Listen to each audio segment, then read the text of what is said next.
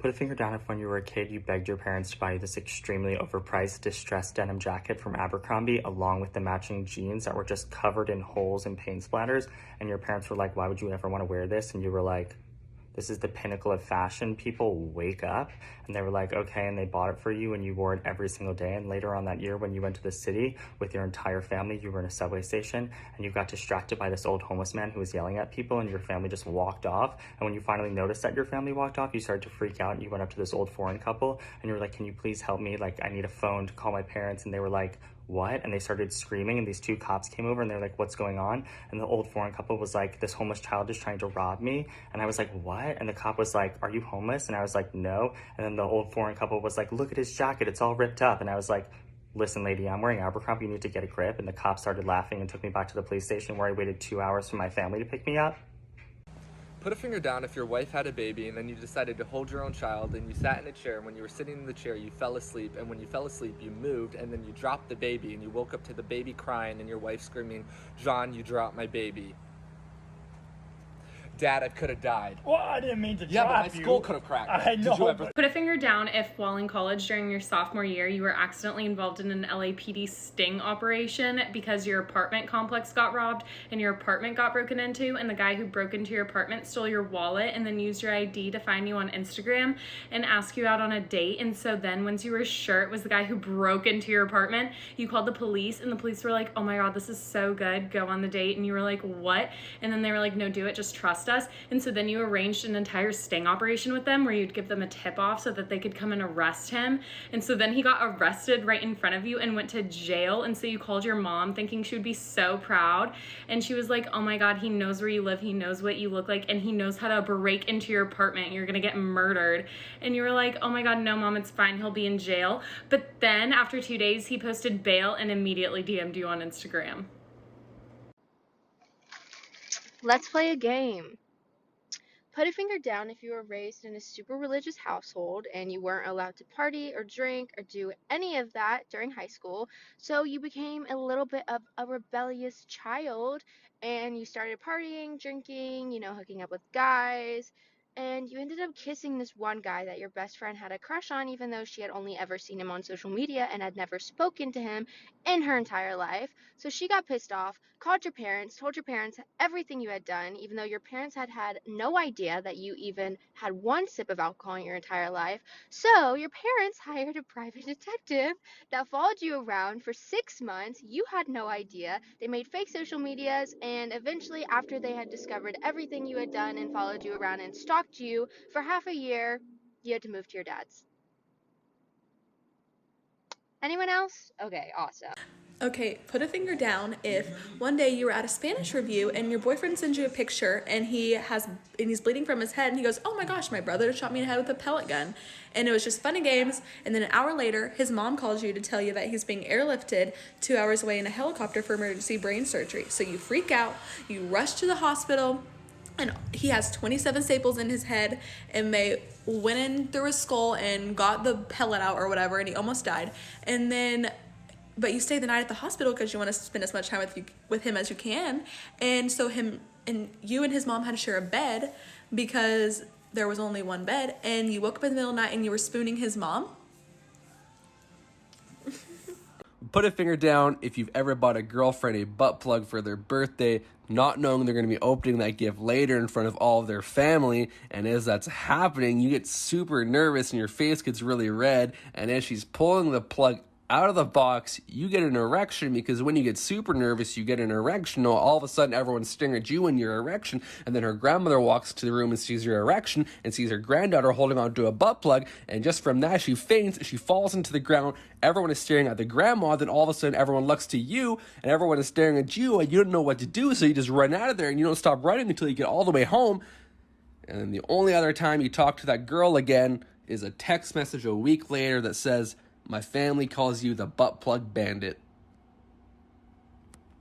Put a finger down if when you were in high school, you used to work with this girl and her boyfriend, and one night you were closing with him, and he asked you for a ride home, so you were like, sure. And as you were driving home, he starts talking about how he really likes you and he thinks you're really cute and whatever. So when you pull into his house, you kind of make out a little bit, and then he kind of freaks out and runs inside, and you're like, all right, whatever. But the next day you work with the girl, So when you walk in, she seems upset and you ask her what's wrong, and she comes up to you kind of crying, and she tells you that last night the boyfriend's brother texted her saying that he looked outside and saw the boy making out with some fat girl.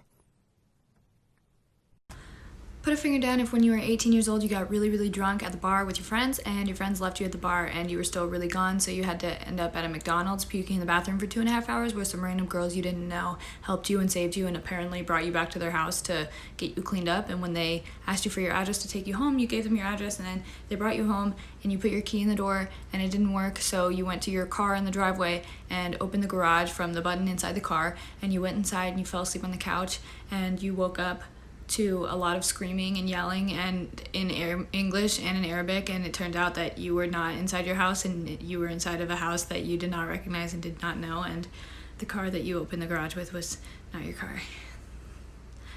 Put a finger down if you're a girl. Put a finger down if when you were in junior high you used to babysit for the kids across the street. You'd always babysit them on Friday, Saturday nights, and they always had this weird statue in the hallway leading to the kids' rooms. So one day you finally asked the mom, hey, what's up with that statue? And she's like, what are you talking about? I'm like, the statue that's in the hallway, it's a clown, it's just weird, right? And she's like, we don't have a statue. And I'm like, yes, you do. And I went to show it to her and it wasn't there. And I was like, okay, this is weird, whatever. The next time you went to babysit the kids, you go up to tuck them into bed and you see the statue and you take a picture of it and you send it to the mom. And you're like, okay, look, I told you there was a statue here. And she's like, dude, that is not a statue. Get out of the house. So you call 911, you get the kids out of the bed, you run out, cops come. Turns out that there was a man living in their attic that would dress up as a clown, come out at night and play with the kids, and you happen to see him all the time when you were babysitting. That didn't happen to me, but that's a story, isn't it? All right, put a finger down if you moved to LA and one of your friends who's a DJ invited you out to a club, and when you got there, he was like, hey, do you want to meet Paris Hilton? And you were like, sure, why not? So you went up and you met Paris Hilton, and her boyfriend was there, and her boyfriend was like, hey, do you want to try some ketamine? And you were like, I've never tried ketamine before, but I guess I'll give it a try. And then all of a sudden, next thing you know, you're at a party in the hills that Paris and her boyfriend invited you to, and when you walk in the door, someone was like, hey, do you want to try some mushrooms? And you're like, sure, why not? And then when you're tripping really hard later in the night, waiting in line for the bathroom, someone comes up to you and was like, hey, if you let me cut you in line for the bathroom, I'll give you a line of Coke. And then all of a sudden it hits you. You're like, yeah, this is why a bunch of movie stars are all drug addicts, because this is the party culture in LA. And then in the morning at 8, you're walking your car down Sunset Boulevard, and you're like, what the hell's going on? And you realize the marathon's happening and you can't find your car, and then you realize you can't find it because it got towed because you parked on the street that the marathon's on. Okay.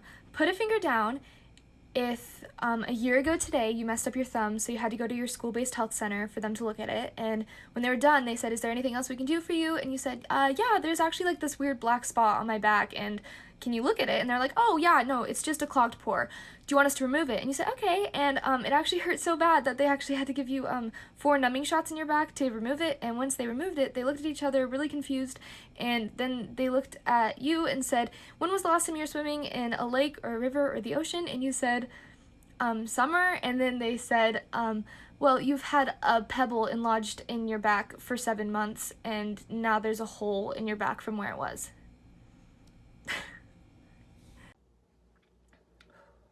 Put a finger down if when you were 13 years old, you were driving home from the grocery store with your mom when you noticed that you started bleeding from your vagina. So you look down and you just cross your legs a little bit tighter thinking, oh, it's just a period. But then moments later, you feel the drop. You know the drop. You feel the biggest drop you've ever felt before. And then you look down and you realize, oh shit, that's a lot of blood. The blood is actually pooling off of the seat of the car and onto the floor of your mother's minivan. So you start freaking out, and then your mom notices, and then your mom starts freaking out. So then you guys drive to the emergency room and you rush in there. And then you call your dad and you say, Dad, I'm in the emergency room. Actually, my mom called my dad, and she says, honey, we're in the emergency room. And she's like, what's wrong? And then your mom's like, Emma's losing a lot of blood. And then your dad's like, oh, it's okay, you can lose a pint of blood. But little did he know, you already lost more than a pint of blood. You lost so much blood. And then the 8 doctors poke and prod at your hoo-ha for the next 2 hours just for them to tell you they have no idea what the fuck is wrong with you. So you go to a bunch of specialists over the next couple months, and they finally tell you that you have an extra uterus. Yep, that's right, you have 2 uteruses.